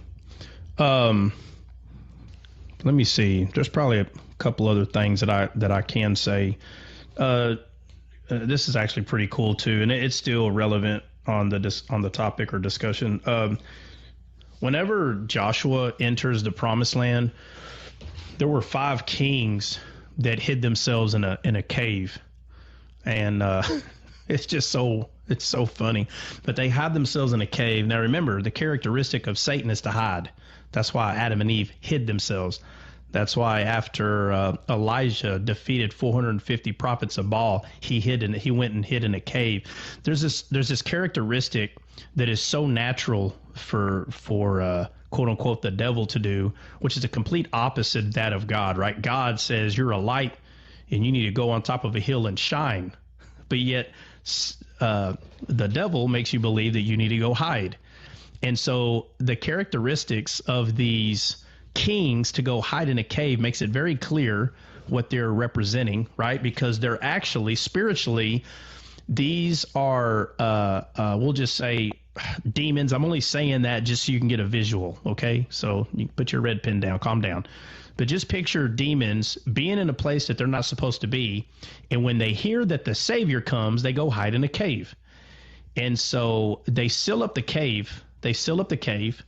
And then they go defeat all the people in the land. And then Joshua comes back to the cave. He tells the people to open the mouth of the cave. They do.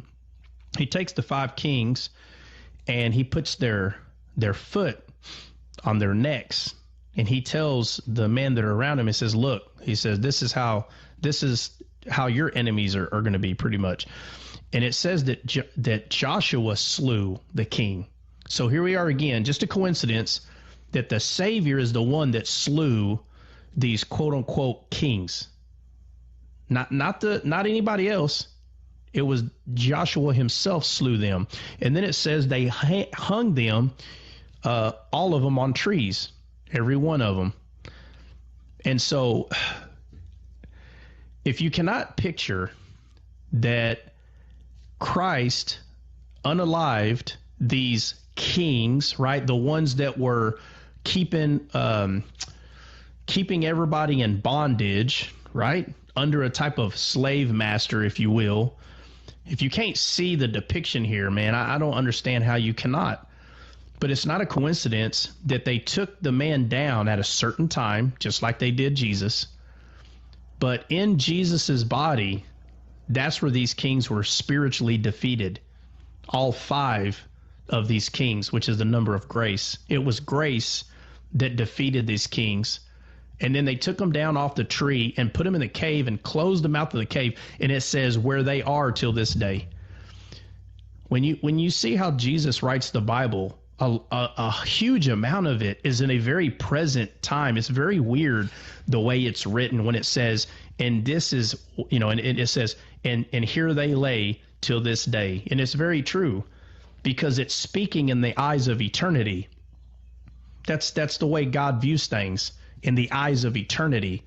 And so when it says, and they are there to this day, does that mean that there's 5 skeleton bodies in some cave? Absolutely, 100%. But spiritually, when Jesus became unalived and placed in that tomb, that's where they stayed, because he defeated the kings of the Promised Land. And we know that to be the devil, right? But he defeated them. He resurrected because he defeated them in his flesh, but they stayed in the stony heart. and then we were given a heart of flesh, right? So I didn't really go through a whole lot of detail on that one. I kind of just wanted to get straight to the point. But this stuff is given to us everywhere. It's in the Bible in its entirety. And Proverbs 25:2 tells us that it's the glory of God to conceal a matter, but it's the honor of kings to search that thing out, right? So, and we are the kings, and we are supposed to search those things out, and we are supposed to dig them up and unearth these gems, these truths that were hidden there by God, and it is our honor to search them out. You know, if you were to ever tell a person, if David is still in here, you know, I guarantee you he likes treasure stories. I mean, the guy's got all kinds of silver and gold treasure all over his table all the time. But if you can learn how to unearth these truths out of the Old Testament, and I'm not just saying this about David, I'm saying anybody, you'll be better off. You'll be at more peace than you ever would, because the revelation of these truths are just, they're unbearable. They're just so remarkable that you have to literally force yourself to continue to be blind, because you'd have to say that every one of these are just coincidences. There's too many. There's too many of them. Was somebody going to say something? No? I was just going to add something too. When we were talking about Lazarus too. When you go back and you look at it in the Greek and the Hebrew, and it meaning God is help, and the notes that I have, because I use Logos a lot, so I can flip around pretty quick and easy, flipping through tabs, and it says that it's also the name of 7 Israelites, and that's another one of those coincidences.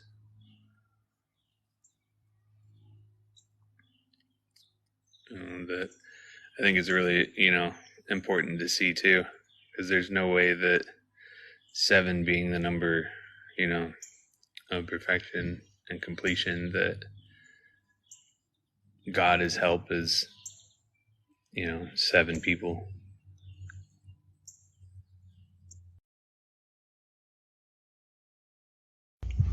Yeah, absolutely. Anybody else got anything to say? Anybody?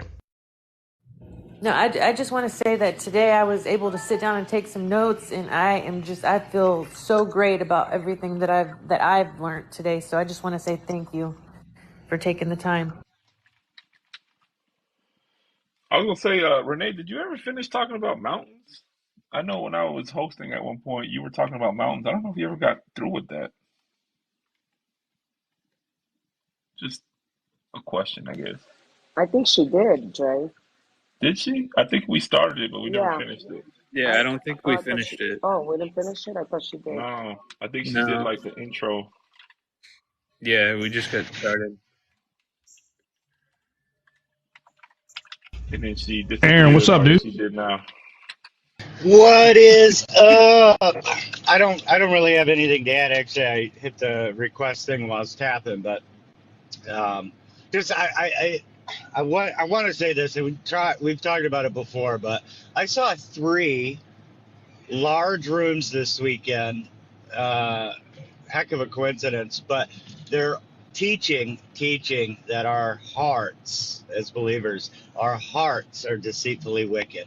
And I just want to ask, I didn't really correlate it to this until today, but is that just like being bound by the law? Is that the same thing? Is it, just, it's like... Yeah, well, it's talking about the firstborn part of us, right? So God created Adam in his image and likeness, and then he fell, right? So when Adam spiritually died, every person that came from Adam were spiritually unalive themselves. So we didn't bear the image and likeness of God through the first Adam. We bore the image of Adam, the image of fallen man. So when it talks about man's heart being wicked, it's talking about that the first Adam brought into this world.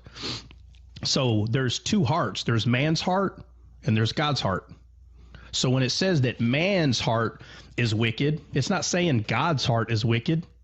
It's saying the firstborn part of you is wicked. That's why we have to be born again, so we can have a good heart, because it's the good ground, Eden. So that's why the flood happened, right? Noah's flood, it says their imagination were evil continuously. Christ had not yet come. Christ hadn't redeemed us. So of course man's heart were evil continuously, right? But that's why Jesus came and said you have to be born again. And we have been born again under the last Adam. We've been born through the Spirit. With a new heart and a new spirit. And I mean, you articulate it well. I appreciate that. It's just I can't get over that there's Bible teachers teaching that believers still have a deceitfully wicked heart. And so anytime there's a room with Christians, I want to say that no, you got a new heart. You have a heart of flesh if you're born again. So their problem is they're not operating in faith, right? Because their attitude is one day it's going to happen. And it's really sad for a believer to have this attitude that one day it's going to happen. They can go to church for 20 years and they cry every day, Sunday and Wednesday, and they leave the same. They come back the next week exactly the same, not in faith. It's all based on works. It's all based on how good they need to be. But yet deep down, they know they're not good. So it's this constant, this cycle of death that they have to be good, but yet they know they're not. So when they read scripture that says man's heart is evil, they agree with it and go, oh yeah, I'm just evil. And so God leaves the opportunity. He leaves it there for the same for every man to have the same opportunity to understand that you have to spiritually see what the scripture is saying. And if you just read it with your head, you'll cry every page. But if you read the Bible with your heart, it will lead you to right teaching. And right teaching leads to right living, but wrong teaching will lead to wrong living. And so people that are Christians 20, 30 years, they still cry themselves to sleep. They still feel that God is far, far away. They might as well just become Islamic believers, where there's no relationship at all, and it's all based on you. And nothing could be further from the truth. Jesus took all of it on the cross, and when he resurrected, your heart resurrected along with him through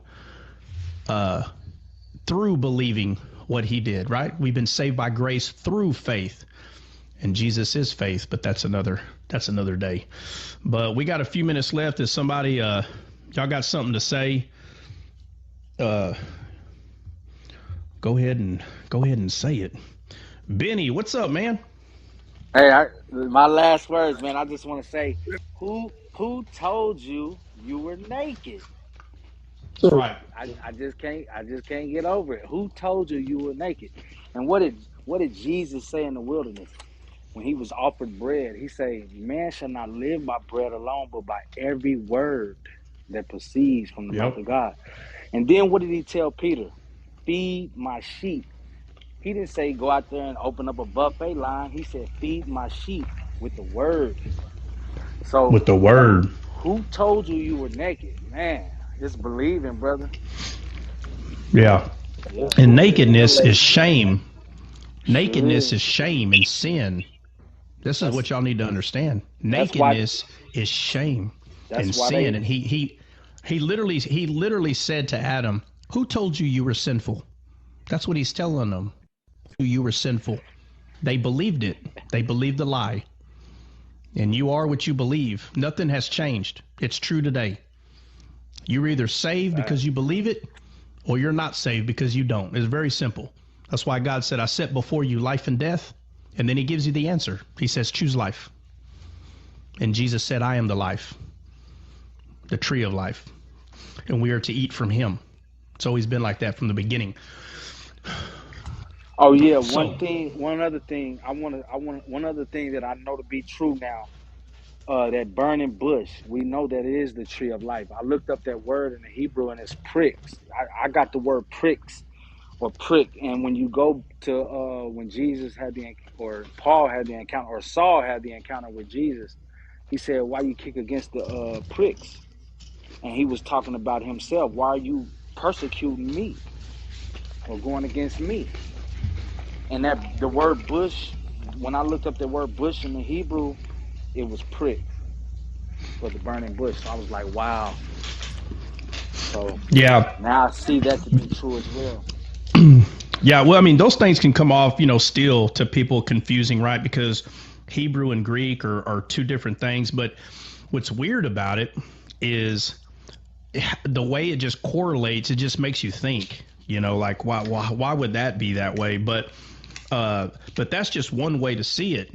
God is so smart; He gives us many ways to see it. Many ways. There's ways through parables. There's ways through the poems. And the way you're doing it, which is a word study, that's just one way, but there's multiple ways to see it. And when you start putting all the ways together, I mean, you just literally have to lie to yourself and say, no, that's not true. And then that's on you at that point, But anybody got anything to say before we hop off? Anybody? No? I was just going to say, real quick, to your point, when you were talking about earlier where if you start talking about that, sometimes people will start calling you crazy, like right after I, and this just, brief testimony for me, right after I accepted Christ, I started seeing things like that. But when I started sharing it, that's exactly what happened. And I was like 16 at the time, so I just shut up about it because I thought that I was, seeing it wrong. So this has been great for me to, go back and start. Yeah, and that's yeah, and that's one of the I don't mean to interrupt you, but that's when Jesus is talking about the parable of the sower, and he says that because of the word, people will get offended and they wither away, right? And the reason that they wither away is because it's not rooted in them deeply. That's why I tell dozens of people today, a bunch of them on TikTok, a bunch of them, people that I know out here in the world out here, but they get excited, just like Jesus says, and they shoot up faster than anybody. And what you have to do is you have to give it time for it to get rooted in you. Because this is where fruits of the Spirit come into play here. You have to be patient, right? Long suffering.